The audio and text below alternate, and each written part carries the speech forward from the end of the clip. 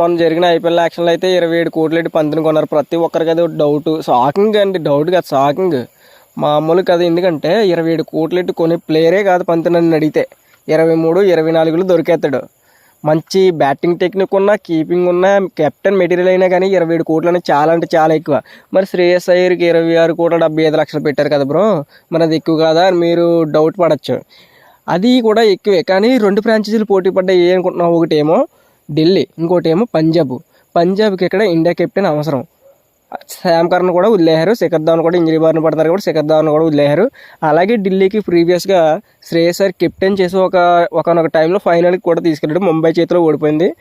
అది గుర్తు పెట్టుకుంటే ఆ ఓనర్ అనేది శ్రేయస్ అయ్యర్ని పాడడానికి అంత గట్టిగా వెళ్ళాడు. గ్రంథి కిరణ్ కుమార్ గారు ఇలాగా ఇద్దరు పాడుకోవడం వల్ల అంత హై ప్రైజ్కి వెళ్ళాడు. అదైతే రీజన్. ఇదైతే నాకు రీజన్ అయితే కనిపించలేదు. దిగువకి వెళ్ళిపోయి పాడుకున్నట్టు అనిపిస్తుంది. మీకు ఎలా అనిపిస్తుందో కామెంట్ చేయండి.